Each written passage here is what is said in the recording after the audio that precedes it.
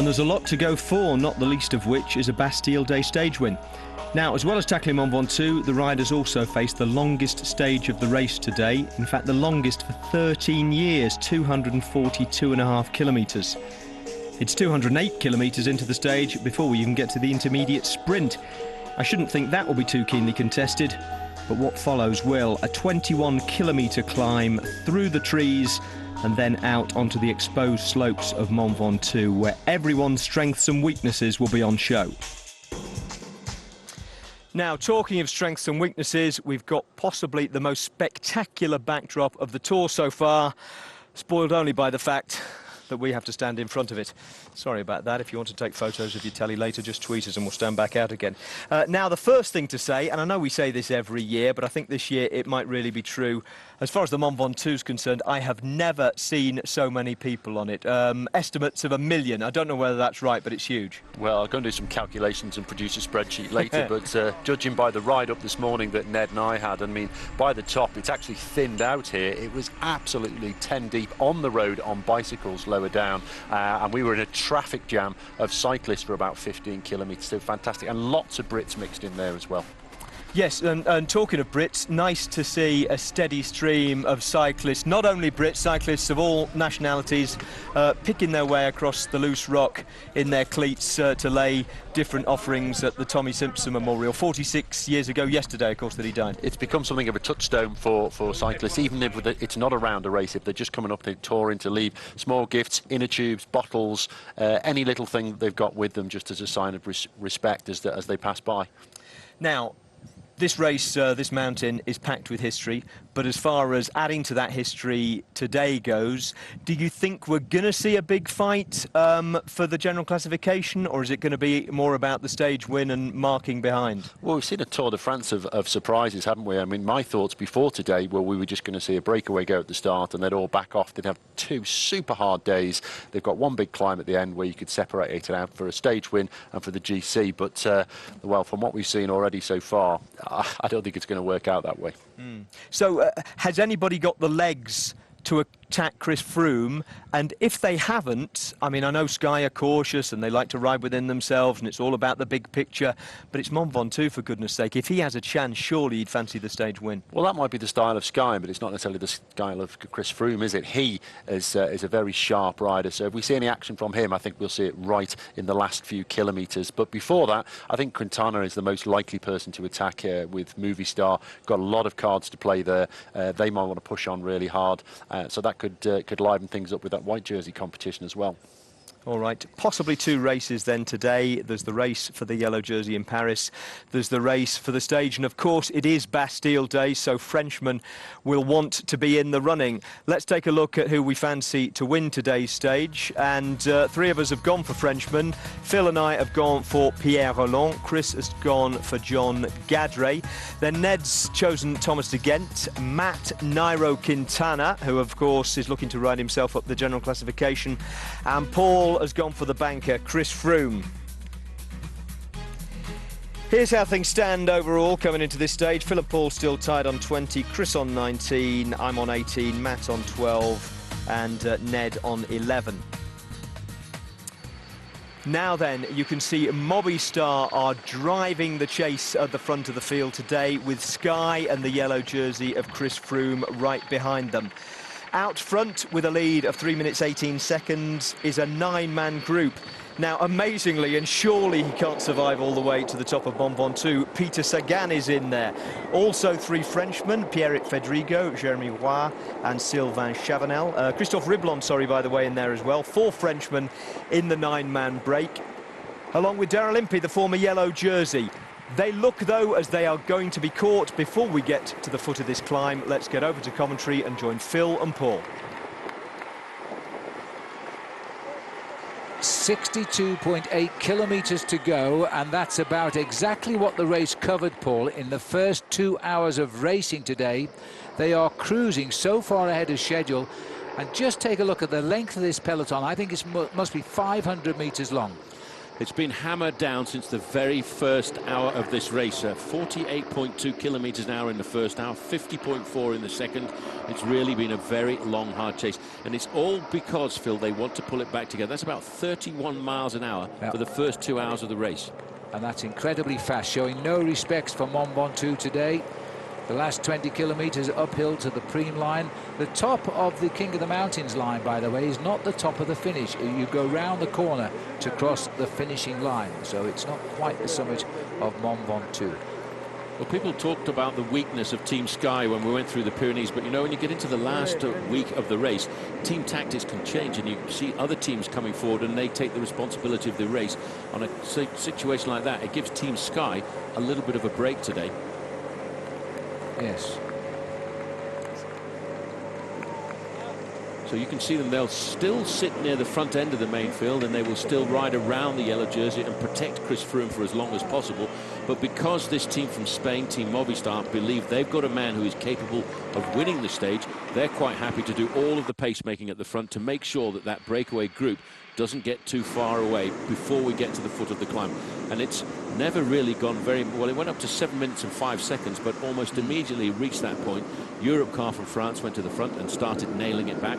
They were then relayed by Team Movistar from Spain here. Yes, and at the moment Movistar seem to be riding with a tempo exactly the same as the tempo of the 9 riders up front. They're just staying virtually the same, moving forward a second, dropping back a second, but it's locked in at the moment. And this is good for Peter Sagan, who's hunting points in that green jersey. And as Paul says, if he gets the 20 points today, he's setting himself up, I think, for all the way to Paris. Yeah, but I think, Phil, what is important is if the breakaway group wants to have any hope of surviving on a day like today with that 21-kilometer ascent up to the summit of Mont Ventoux, the breakaway would need at least a 10-minute advantage, because it's a 50 to 55-minute climb, and you can lose huge chunks of climb per kilometer on a climb like the Mont Ventoux.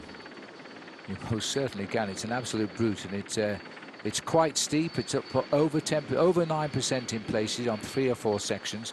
Levels slightly, kicks again, and it's steepest up near where it finishes. But they're not going to get the heat often associated with Provence, because it's gone quite cool. It's only 18 degrees on the summit of Mont Ventoux. It was 23 at the start of the day. Just scooted over a very beautiful little village there called Ventoux. It's just off the race route. It's a 14th century village, which at one time was the frontier village belonging to the Kingdom of Dauphiné. You can see how fast that peloton is going at the moment. As we enter the town and just leave Ventoux, if you see the church, it's the Church of Notre Dame.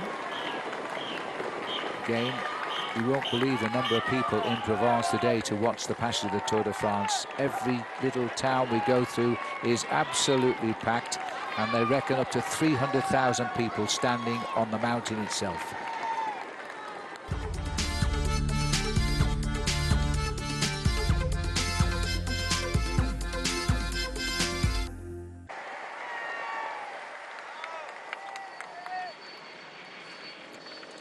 For 46 kilometers to go, 6 kilometers to the green jersey sprint. So Peter Sagan has worked very hard to be in the right move. He gambled, because this being the longest stage of the race, and he's been in the lead almost since the gun today. And we've only got 46 kilometers left, because I was quite amazed they put the sprinter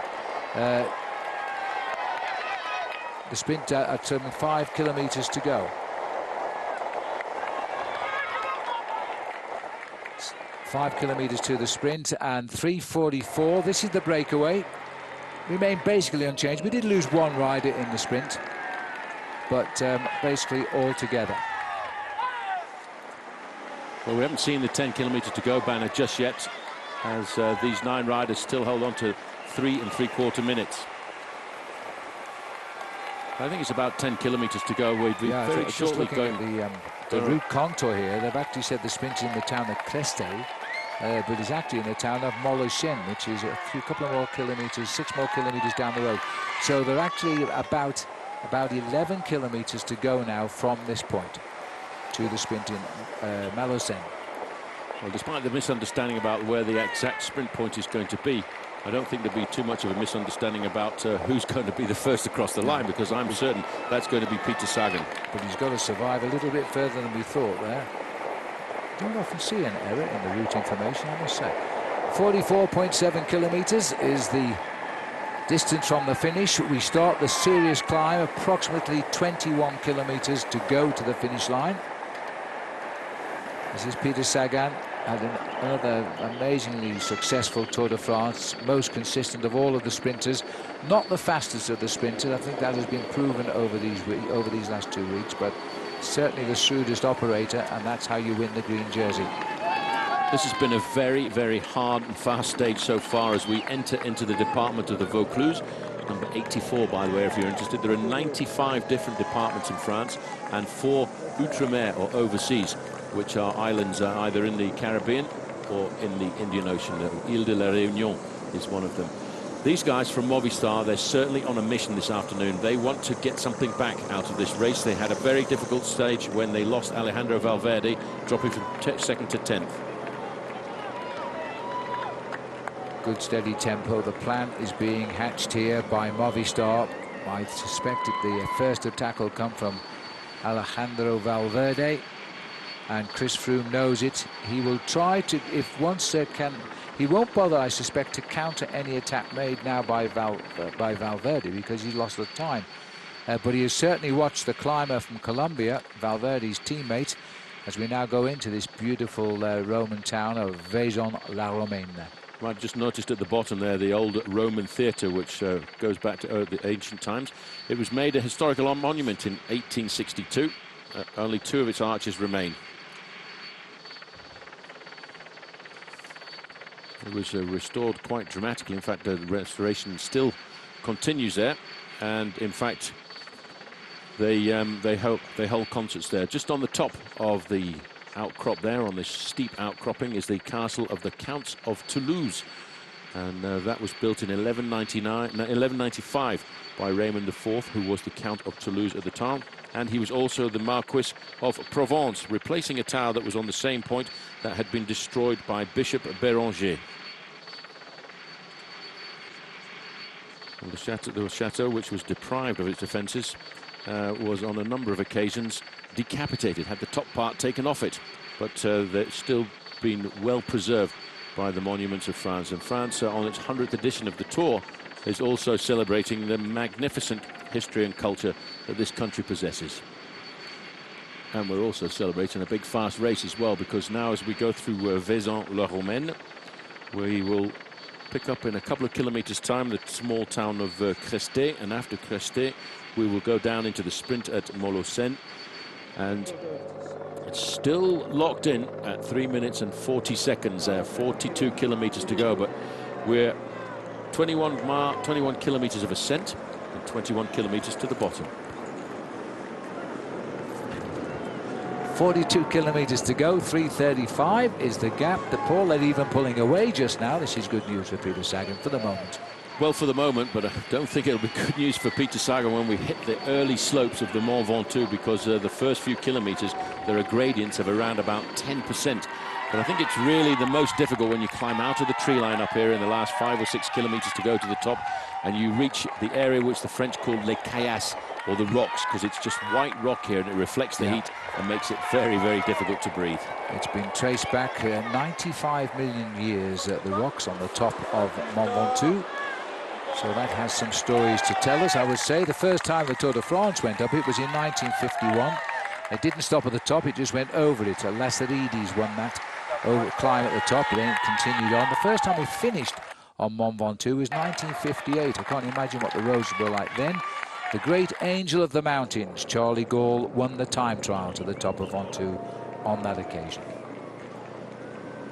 Well, I'm really amazed, Phil, that this group is staying clear with the magnificent chase that's been done by the Spanish Movistar team. But I don't think there's a rider in that group strong enough to survive with a 3-minute start at the bottom of the climb.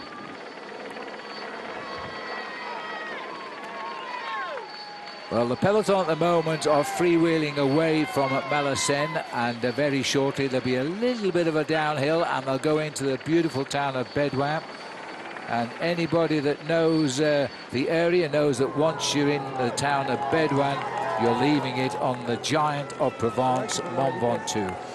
Well, Phil, I just did a quick calculation on the points classification there.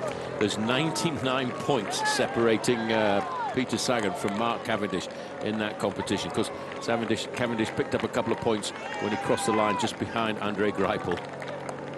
Yes, it's a big gap, and for the sprinters now, it's eyes down and survive, because after the rest day tomorrow, we go journeying through the Alps right to the Swiss borders, and realistically, I think the next sprint will be in Paris itself when we finish in the dark on the Champs-Élysées. It's going to be very, very interesting to see that as we circumnavigate the Arc de Triomphe with the yellow drapes and lights on it. That's the climb. Well, if you're not a climber, you're just about had enough when you see that. It just goes on and on. That's the last 5 kilometers of the climb when it breaks onto the barren moon surface, leaving Chalet Reynard to the summit.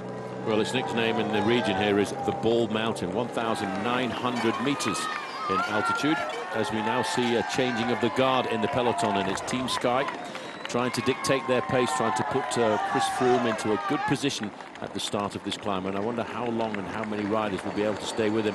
We know many of the riders on that team are nursing injuries. Geraint Thomas says he's getting better day after day. Peter Kenyon from the Isle of Man, I think, will be one of the last men standing. I think he's recovered from his accident a couple of days ago in the Pyrenees, and he looked to me to be riding very well on the first Pyrenean stage. The length is incredible now, and this is a huge turn by the... This is really taking the bull by the horns now by Team Sky. They've got rid of the Spanish riders who were dictating the pace, and they're bringing them at high speed towards the town of Bédouin. It's a couple of kilometers away yet. The last 21 kilometers are on the climb of Ventoux, through the banners for the King of the Mountains and onward to the actual finishing line. Well, 12 months ago, when Bradley Wiggins was leading the Tour de France, everyone was scared of this tempo that Team Sky would dictate. It would almost asphyxiate the climbers in the main field. But talking to Dan Martin the other day when we went through the Pyrenees, he said, what we've proven today is you don't have to be scared of Team Sky anymore, because we're very, very prepared to go out and make the attacks. Andy Schleck is on the wheel of Jens Voigt, just over on the left-hand side there. He's a guy who, over the last couple of days, has been looking better and better. And I'm sure he's wanted to do something in one of these big mountain stages. And why not follow in the wheel marks of Charlie Gall, the great Luxembourger who won here back in 1958. David Lopez on the front here, but look at the face on Jens Voigt on the far left, just in and out of our picture. He's gritting his teeth to try and put Andy Schleck into a position to go forward with Chris Froome. There he is, the German rider on the left, 41 years of age. There used to be a rule you couldn't ride professionally over 40 years of age, but the riders have become so fit for so long now, they've had to scrap it. Well, the first man to benefit from a changing in the rules was, in fact, Joop Zoetemelk, who was allowed to participate in the World Championships when he was over 40. So that's where we're going. 1,912 meters, as you can see. The white color of the rock, which is dated at 95 million years of age, is a limestone rock as well, which explains the bright white color. These are the riders who almost immediately as we started are getting dropped. There's the winner of yesterday's stage, Matteo Trentin. Just in front of him, Gert Steegmans. In 189 is Sven Tuft. And we haven't got to Bédouin. Yes, this is the small climb before Bédouin, before we actually see the start of the climb in earnest. Well, as we start to look around the peloton, Paul, clearly now they are on the climb, but this is not the climb of Ventoux. There will be a descent into the town of Bédouin before we hit the slopes of Mont Ventoux itself. Yes, so they'll have a slight downhill, Phil, and I think what you'll then see is we'll line ourselves up for the 21 kilometre to go sign at the side of the road. And psychologically, if you're not a climber, that's not a lot of fun. Cavendish here knows the inevitable is going to happen sooner or later, so why not make it sooner? This is a false little climb before we descend again, but already the speed set by Sky has split the field up. Those boys are going back into what we call the autobus. This is Ryder Hesjedal, the Canadian who has a cracked rib, and he's had a very painful talk, letting go very early on the climb today. Yes, I think a lot of guys here, Phil, are just going to take a little bit of a back seat. Well, just sitting up there, it looks like it's Jack Bow, the Canadian, in the blue jersey of Garmin Sharp. He's also going back in his first Tour de France. There's the flag for Canada on the right. Phil, I don't suppose this would be the right time to tell these guys going off the bat that we haven't actually started the final climb of the day. This is just the hors d'oeuvre. This is. There will actually be a short descent into Bedouin, but Sky have decided to stamp the rhythm out and thin the peloton out, and it is working.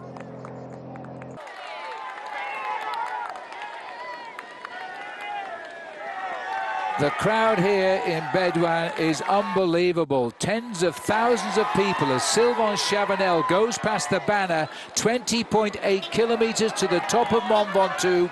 He takes a drink and he's heading off. He's just left the breakaway behind. He's going for it alone. Well, TJ Van Garderen also being tailed off the back end of the main field, obviously paying for the efforts of yesterday. So too Johnny Hugeland there, the champion of Holland, as the group now goes past the 20.8 kilometers to go to the banner. 20 seconds advantage for Sylvain Chavanel. From this group who aren't chasing him now, they're surviving. They don't expect to do anything now except get to the top. This is the time trial champion of France for the 5th time. That's a French record. As he pushes on to try and beat them all to the top. He's not any concern to Chris Froome and the rest of the leaders. He's lost too much time. Yes, but they'll in fight with him now. Yes, 14 minutes and 57 seconds has been lost by Sylvain Chavanel, but what he's thinking about is just trying to stay off the front end of the main field and survive on a day which is extremely important for the French this afternoon, Bastille Day. Jeremy Roy, the Frenchman, in the breakaway now, unhitched, going backwards. Chavanel sees 20 kilometers to go. If only it was on the flat, he's thinking to himself. 20 kilometers and there's no respite now, and it gets steeper. Sagan sits up. He's now surviving to the finish. What a great day he's had, though, taking maximum points in his green jersey competition on the road, and now just has to ride to the finish. No more pressure. Now Stannard doing the pacemaking, behind him Lopez. They want to keep this pace nice and high. They want to look after Chris Froome for as long as possible. Well, that's a bit of a shock. I'm hearing that Pierre Rolland, the king of the mountains, has been dropped. Well, as they start to break up now, we just say goodbye to Andre Greipel. This is a 20.8 kilometer climb here, and Pierre Rolland in our lens is not enjoying it at all. The king of the mountains is being tailed off as well. Well, that's a bit of a shock there, Phil, because he's ridden so well. There is the leader on the road, Sylvain Chavanel. He was in that breakaway of 9 riders. He's a strong time trialist. It's going to be a tough call for him to survive on the slopes of this climb, though, because we're still looking at a good 19 kilometers to go to the top. As we now go down, this is Lopez. He did a lot of pacemaking, Paul, and he's paying the price. He's the second Sky rider to disappear, because just a little while before him, Geraint Thomas disappeared off the back end of the group. The fans are incredible today. Estimations around 300,000 people in the next 20 kilometers of the Tour de France today. And they're all cheering a Frenchman on Bastille Day. Now, you don't need much more of an inspiration than that. One thing, Phil, about this mountain is it's written some incredible legends over the times that the race has been up here, but the people have come out in their thousands, hundreds of thousands today to witness what they think is going to be a massive big showdown. Number 91 down there with the yellow number on his back is Alberto Contador. The question mark is, can he take back more time on Chris Froome, or is Chris Froome in the yellow jersey sitting in about 8th position there at the front of that line? Is he going to take more time over his rivals? Sagan has been dropped and is being picked up. It's so typical of the man, so typical of him. Had a great day out. See you later. He's in no danger of being eliminated. He's going to ride up this mountain happy as a sandboy today. I have never actually ever seen anybody pull a wheelie like that in the race. I've seen Rory McEwen do it at the end of a bike race when he's crossed the finishing line in the mountains, but that really was a show. Well, his job. Also, this is Roy and Fedrigo going back as well. Well, Sagan's job done for the day, Phil. A hard way to get 20 points, but for him, those 20 points have now given him a 99-point lead in the points competition, which, after the yellow jersey, I think is probably the most demanded jersey, the most sought-after jersey. It represents the most consistent rider in the Tour on stage placings. Sylvain Chavanel, an awful long time in the lead before he got to challenge Mont Ventoux today. He's got plenty of support in France. It's their special day, and they're not celebrating a stage winner so far in this year's Tour. This is the 15th day of the race. Yellow jersey has still got 3 teammates with. Phil, I'm just blown away, Phil, by the crowds who have walked for miles and miles to get to the side of the road here and enjoy the Mont Ventoux, and that's where we still have to get to.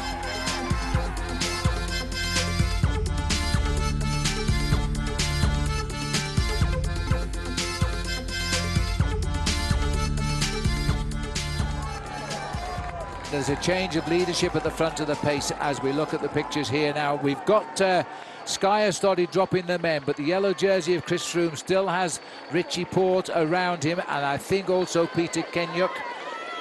Interesting to see that Philippe Gilbert is still in this group. Cadel Evans is still there, but they've lost the services of TJ Van Garderen. He has been dropped.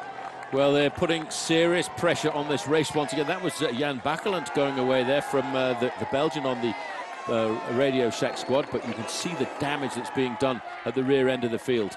This is the jersey here of Sylvain Chavanel as he pumps the pedal. He's still ahead of all the chaos behind. This is Irizar and Riblon. They're the next 2 riders on the climb. Remember, they're from the original breakaway. Andy Schleck has just gone out of the back. Look at this. Schleck has cracked big time, and he was hoping to go up with the top 20 today. Well, it just gives you an indication of what sort of pressure is being applied to the front end of that group. And I tell you, when the lights go out on a climb like this, it's very, very difficult to get yourself moving again. Very, very difficult. Andy Schleck into the cobbles there, and in all sorts of trouble, and there's still an awful long way to go to the summit.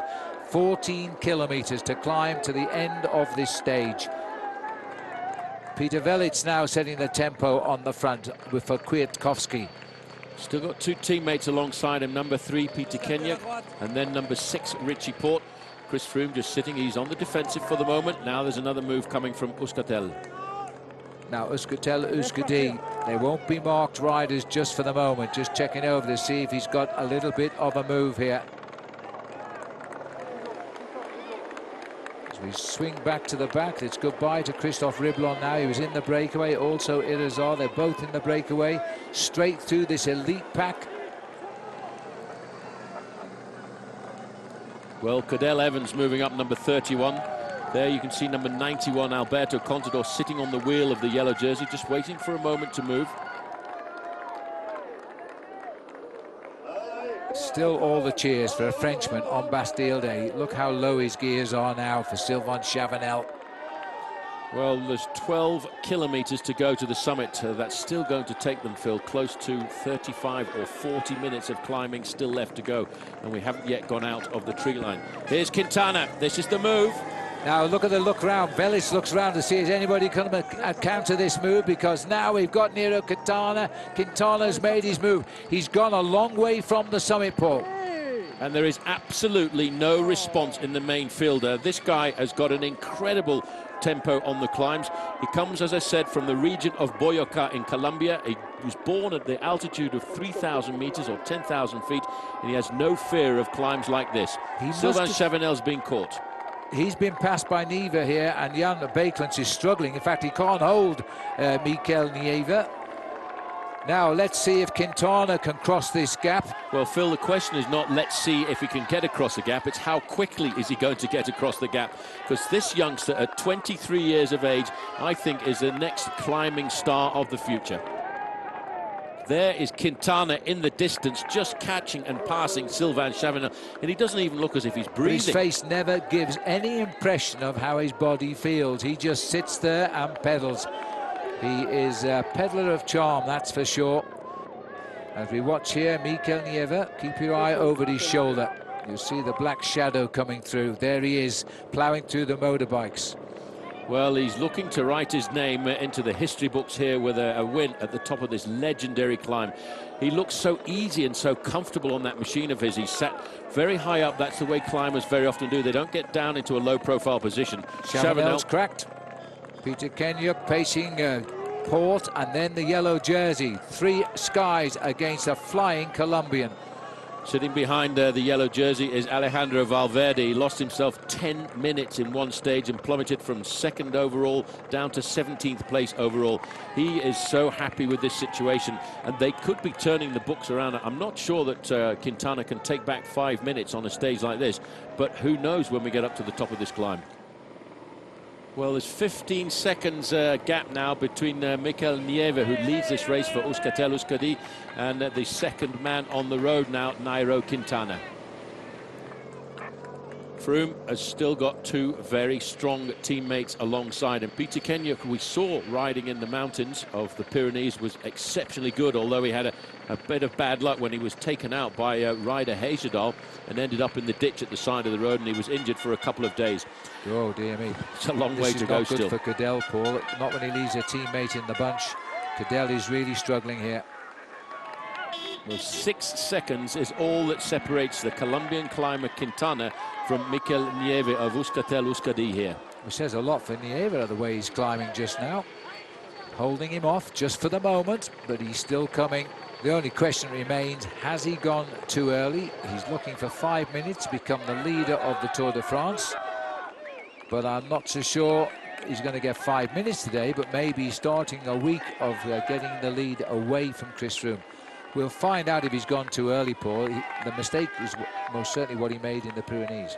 This kind of rider, this kind of climber, he's got the energy to sustain this kind of rhythm on one single climb, and that's what he's done now. And he's looking at about 10 or 11 kilometers to lead this race. And if he wants to pull back a big chunk of time, you have to attack further away from the finish, because if you wait until you get close to the finish, you're only going to grapple 15, 20, 30 seconds. This guy's looking for 5 whole minutes.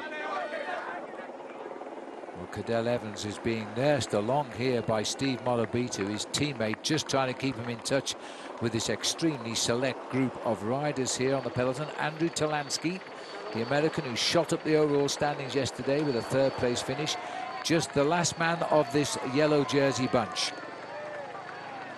Well, Contador, very typical of him now. He's waiting for an acceleration when he feels the time is right, just trying to move on the outside of Chris Froome. I think he got pushed out a bit there. It's very, very difficult to judge how Chris Froome is holding himself in the race. He never really looks all that comfortable on the bike. He's a very tall rider, but I did notice he was turning a very low gear, so that's a good sign. Quintana continuing up the climb there. 10 kilometers to go for Quintana.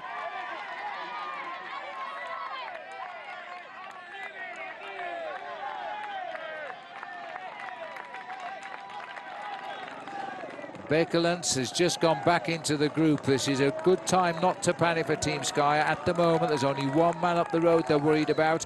He is not that far ahead, less than 40 seconds, in fact. So there's no reason to panic yet. They should be more concerned about, can Contador attack? Can Alejandro Valverde try to join his teammate up front? And what about the 2 Dutch riders? We haven't seen anything of them yet.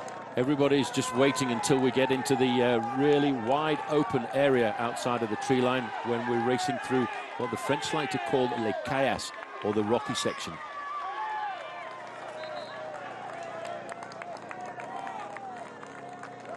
Under the 10 kilometers to go, Bekelens safely back in the pack as they snatch their food bags at 10 kilometers to go. That's interesting, and I'm not sure that's legal. Well, theoretically it's not, but they've been doing it on a number of occasions throughout the race. Not only Team Sky, but other teams I've noticed have been taking on board drinks and food over the tops of plenty of the climbs. There's the pictures again, as we see the riders snatching food bags. That's clearly a premeditated move. That was a team official. Well, Peter Kenyuk, he has stopped over at the side of the road. He can do no more. His job is done. 100% commitment, absolute total commitment for Peter Kenyuk. And look at this now, he's still got to climb 9 kilometers.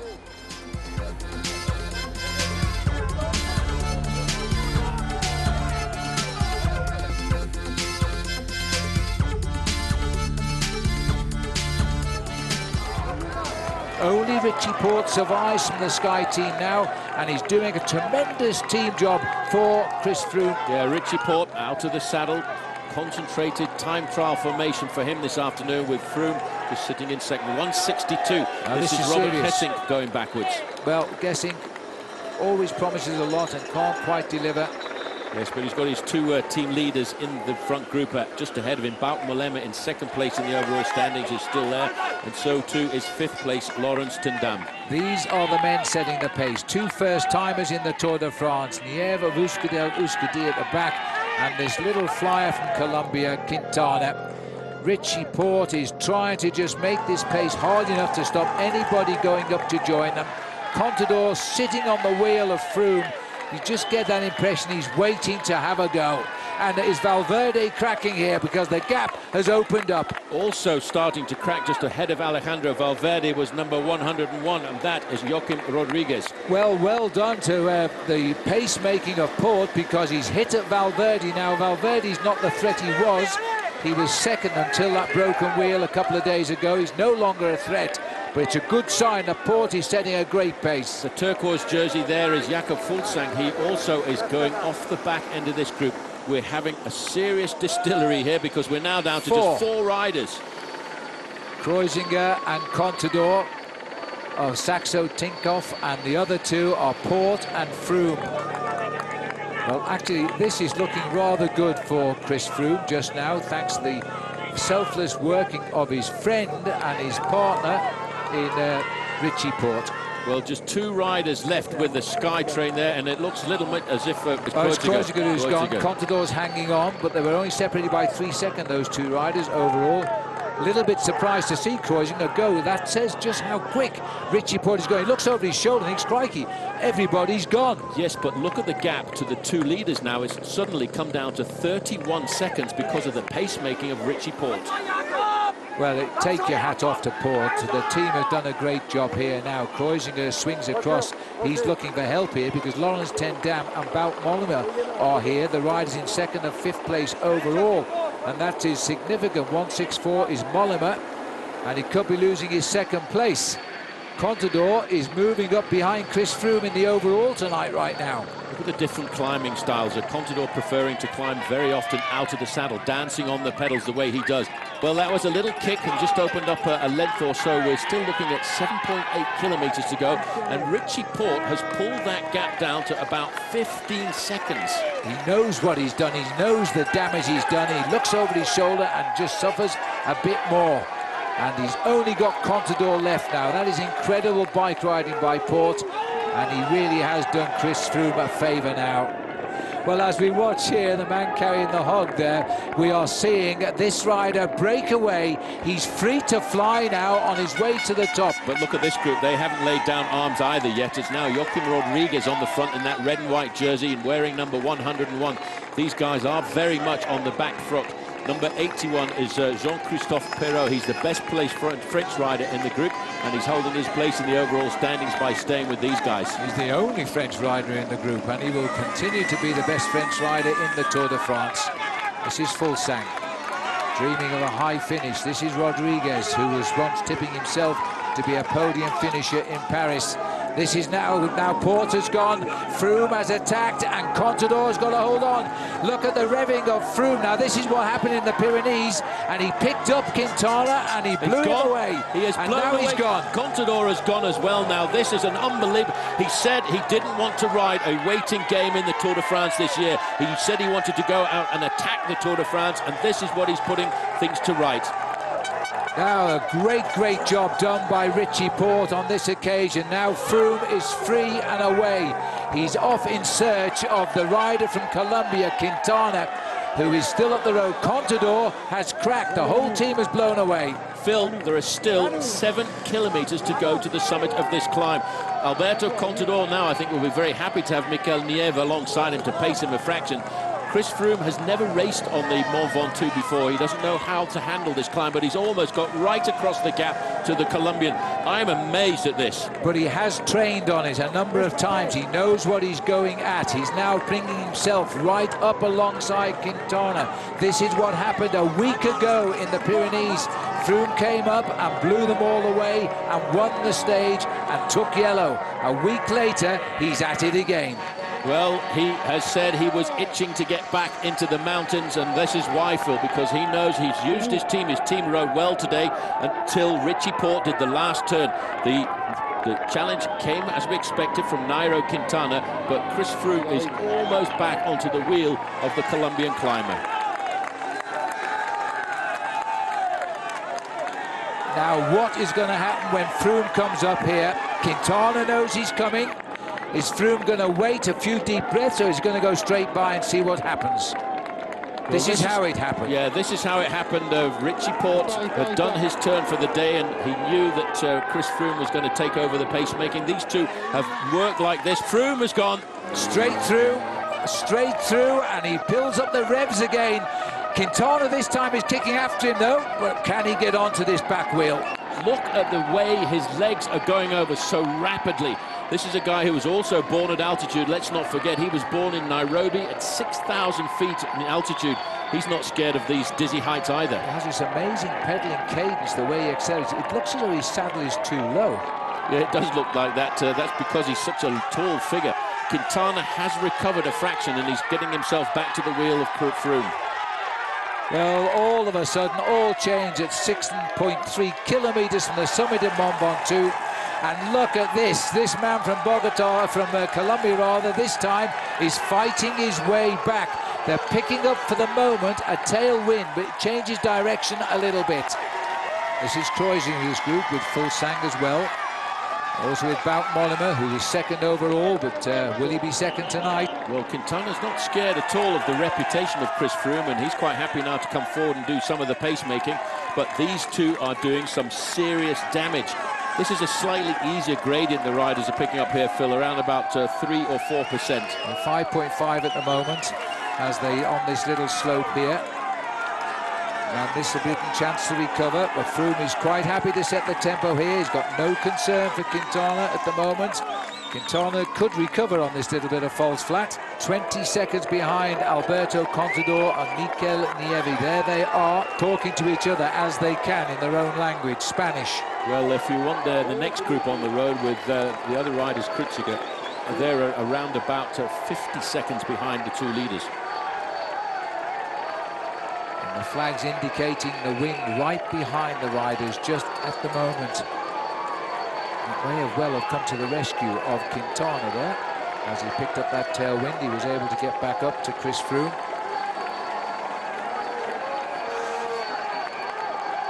Well, I've got 24 seconds, they're saying now, is the gap.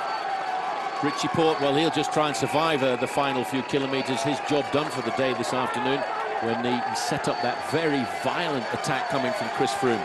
Well, this is where we will find Kreuziger, Fulsang, Lawrence ten Dam, and this rider here, Bout Mollema, who started the day in second overall, struggling just a little bit at the moment, but hanging on. Well, if Froome can hold this to the summit, the Tour de France are going to lick their wounds tonight on the eve of the second rest day, heading into the Alps as we are. And they're losing time on Mont Ventoux to the leader of the Tour.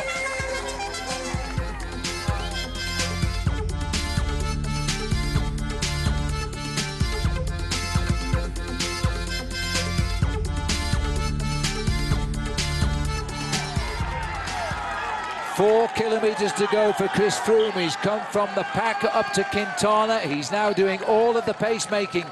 With every pedal rev, he is gaining time. Well, they certainly need to get all those motorbikes out of the way, but what's interesting is Nairo Quintana here, Phil, is not showing any emotion at all. He was dropped at one stage by Chris Froome, but then Chris Froome could not continue with that effort as we start to see Froome getting out of the saddle.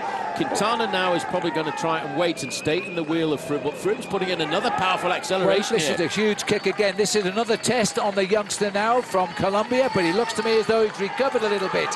As Chris Froome is driving on, he'd love to open some more time on Quintana, but primarily he wants to open the time on the riders immediately behind. Now he's having words. Goodness knows what language they're talking. Well, I think he's asking him to do a little bit of the pacemaking here, because both riders will be, once Quintana will be moving up in the overall standings, and as far as Chris Froome is concerned, he's opening up time on everybody else who is a threat to him. Well, Froome is now having to suffer just a little bit after that effort. He was surprised he didn't unhitch Quintana. Now he's going to have to struggle on the back wheel of the youngster. for a little while longer, but together they going relentlessly to the summit of Mont Ventoux in the finest position. The yellow jersey of the Tour de France gaining time on the eve of the second rest day. There's the top. It's still a long exposed way to the summit. Well, everybody talked about the weakness of Team Sky. Well, when a push comes to shove, it looks like Saxo Tinkoff blew apart as well. They're leaving Alberto Contador completely isolated too. But this is Froome versus Quintana. They're separated overall by just 5 minutes after 15 days of the Tour de France. Quintana loves to climb mountains, but Froome has proved today he can control this youngster. But this is what is slowing down the progress of the two men. Look how straight those flags are. The wind always gets up here in the latter part of the afternoon. It makes it very, very difficult. I should think they're quite happy there's so many caravans parked at the side of the road. Well, look at the puffing and blowing of Chris Froome, but he knows with every pedal rev he's gaining a second here, a second there. It's almost 45 seconds back to the group containing Contador now. Well, Movistar did the job out on the plains that they rode on the front for a good 60 kilometers to make sure that early morning breakaway didn't get a large advantage, so that we could have a big showdown on the slopes of the Mont Ventoux. And right now it's smiling on them because their man Nairo Quintana, the man they had banked on to get into the breakaway, is leading this race with Chris Froome. But has he got the acceleration to beat Chris Froome at the end of this stage? Or does Chris Froome want to win atop Mont Ventoux with the yellow jersey on his shoulders? I think that's exactly what he wants. Froome is champion here. It was on these very slopes of this mountain, a kilometre from the summit, where the British rider Tom Simpson died on the 13th of July 1967 on stage 13 of the race. And he was trying to put in a bid to become the first rider from Britain to win the Tour de France. He didn't make it, and it cost him his life. Well, now Chris Froome brings yellow towards the summit at 2 kilometres to go. Out of the saddle, it's getting very, very tough now. You can see they've still got that long and winding road to take themselves up to the observatory on the top as the Union flag continues to fly high. Well, they're both extremely tired now, but again, Valverde slipping back here of the group. He's catching the crosswinds now. It's no longer pleasant at all on this exposed slope of Mont Ventoux. Look how then Richie Porte has been caught, picked up and dropped. Michael Rogers now getting dropped with Jean-Christophe Perrault, number 81, and that's all because of the pacemaking that's being done a little bit further up by Jakob Fuglsang, and whenever it slows down at Laurens ten Dam. One rider who's in here, Paul, who's riding extremely well, is the Belgian rider Bart de Klerk. He's still in this group. Yeah, he struggled a little bit, then managed to get his second wind and managed to ride back up to make contact with that group of leaders. This will be an uphill sprint of about 10%. Quite frankly, it's who's got any strength left. And for those of you asking what happened to the Devil this year, you just saw him. All dressed in yellow this season because he wants to celebrate the 100th edition of the event as well. Another attack, another lifting the pace again, Chris Froome, but I tell you what, Quintana's got the measure this time. Chris Froome is fighting every second of the mountain on Ventoux. The acceleration by Quintana, he just never gives you any facial expression. Don't forget, Phil, he's finally cracked a young 23 years of age. Quintana has popped off the wheel of Chris Froome. Froome is taking yellow to the summit of Mont Ventoux with just 1.3 kilometres to go. Now he's gaining time. He looks over his shoulder. He has seen Quintana crack, and now Chris Froome is overall building his lead in the Tour de France over everyone. Well, this is where every leader of the Tour de France wants to win. On Mont Ventoux, the fabled mountain of Provence. You see it for 100 kilometres, whichever way you approach it. And now he sees 1 kilometre to the summit. Chris Froome has been under pressure. He shed them all. He caught the young pretender. He's blown him away. And there he now comes under 1 kilometre to go. He's far enough ahead to take a fine second place. Yes, but you know, Quintana will learn. This is his first participation at the Tour de France. He's 23 years of age. Froome is at the prime age to be a top professional cyclist. He's 28 years old, and over the last couple of seasons he's learned an awful lot about himself, and Richie Porte too will be the man he'll be the first to thank for setting this up. You know, it's amazing, really. You see the wind is slightly turning. He will actually Once he's topped the climb, which is just ahead of him, he turns to the right, and for a matter of 200 metres, he'll get a tailwind to cross the line, which is at the steepest 10% gradient.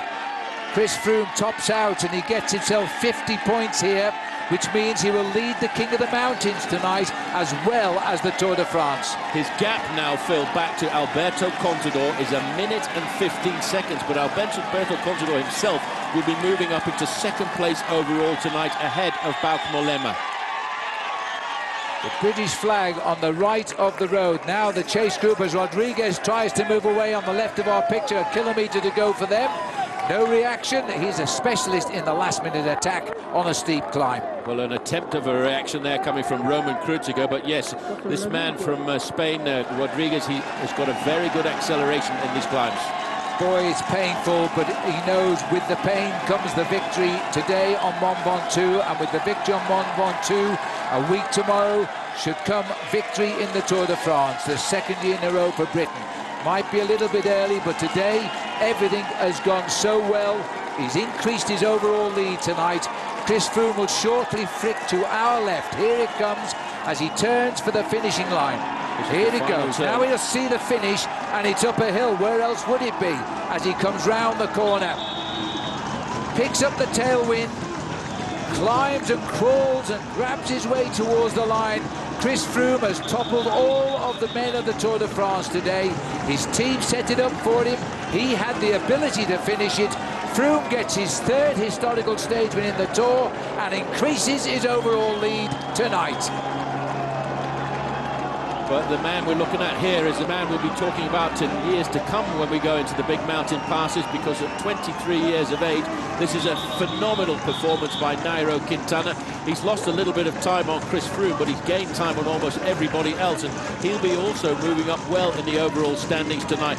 And look at the average speed of this stage, although there's only one mountain down towards the end, 41 kilometres an hour, 29 seconds lost by Quintana. The question is, how much has everybody else lost? Yes, only one man could beat that rider from Colombia. Now, this is the group, and look at this. Nieve's been caught by Rodriguez here, as Rodriguez does his traditional flash up the last few metres of a steep climb, grits his teeth. He's best of the rest, really, here, and is improving his overall position. Where is Contador? Contador was in the front just a few moments ago with Mikel Nieve. He must have really cracked in the final kilometres as Rodriguez and Nieve line up for this final corner. Nieve's got him on the line here, or is Rodriguez going to find it? You're right, Paul, he's completely disappeared from sight. It must be just before the finish of the actual climb, but Nieve, who has really attacked very low down on this mountain and has hung on to finish in third place today, or is Rodriguez going to try? No, it's going to be Nieve Rodriguez. Alberto Contador, Phil, is coming up here and he's being caught by his own teammates. There is Roman Kreuziger. Contador really went to pieces in those last kilometres. He's gone back to his teammates. They're split by 3 seconds. They're sprinting side by side. They'll both get the same time, and Fulsang comes in behind him. And with Fulsang was Bauke Mollema, losing only half a dozen seconds to Contador in the end. Everyone lost time to Chris Froome, though, on a sliding scale, starting with Nairo Quintana second at 29 seconds. Nieve and Rodriguez were at 1:23, Kreuziger and Contador at 1:40, with Fulsang 3 and Mollema 6 seconds behind them. Laurens ten Dam was another 7 seconds down on his teammate. Jean-Christophe Perrault was the best Frenchman on Bastille Day. Alejandro Valverde came in 13th at 2:32, just ahead of Dan Martin and Richie Porte, whose pace setting caused so much damage before Froome's big attack. And minutes later, the damage was still being registered. 8 3/4 minutes for the 2011 Tour winner Cadel Evans. Nearly 10 3/4 minutes for the 2010 winner Andy Schleck, who seemed to be posing for the massed ranks of camera phones as he rolled in. After his heroics in the break to pick up the points at the intermediate sprint, Peter Sagan arrived 28 minutes 28 seconds down. Even his time gaps are cool. Mark Cavendish was smiling in the autobus along with 30-odd others, over half an hour down but handily inside the time limit. So, summit finish number 2 of this tour, stage win number 2 for Chris Froome. And no disrespect to the Pyrenees, but there's almost no greater mountain on which a rider can win, a British rider most of all. Even better, his girlfriend, photographer Michelle Cound, was on hand to preserve the moment and even enjoy a quick moment with him before he was whisked off for podium duty, which involved an unwelcome amount of going up and down steps for a professional cyclist. First for the stage win, then the polka dot jersey of the new King of the Mountains, and finally the yellow jersey of race leader, which he's now held since stage 8. And his lead is now the biggest it's been, 4 minutes 14 over Bauke Mollema, 4:25 over Alberto Contador in third, and then it's Roman Kreuziger and Lawrence Ten Dam as the only other men within 5 minutes. Nairo Quintana gained on all of those men except Froome. He's up to 6th now, with Jakob Fuglsang 7th and Joaquim Rodriguez 8th. Jean-Christophe Perrault is the best placed Frenchman, 9th at 7:47. Mikhail Kwiatkowski drops to 10th at 7:58. Dan Martin is 11th now, and Valverde up a couple of places to 15th. Most, if not all of them, though, seemingly riding for the places from second downwards behind the stage winner. I didn't imagine this. I mean, this climb is so historic. It means so much to this race, especially being the 100th edition.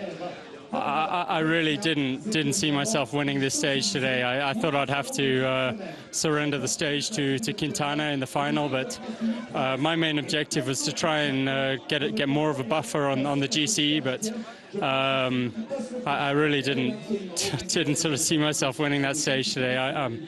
I really can't believe it. It looked like there was a conversation between the two of you. Was it something along the lines of whose stage is it going to be? No. I mean, we talked a little bit. I was just trying to motivate him and say, "Come on, man, let's just keep pushing on. We're getting more of an advantage on the guys behind us." And he did actually. Hats off to him. He started working with me, and the two of us started working. But the last 2Ks, he just, I don't think I even attacked. He just couldn't really hold the wheel anymore. Having said that, no one else in the race but Froome could hold Quintana's wheel.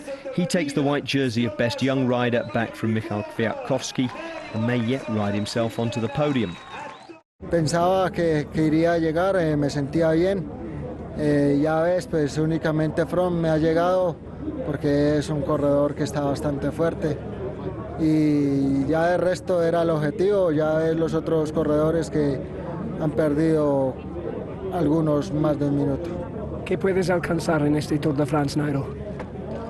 No lo sé, por lo menos la camisa blanca, mantenerla. Quintana could turn out to be Froome's biggest rival in the remainder of this race, but rivals at the moment are looking a bit thin on the ground.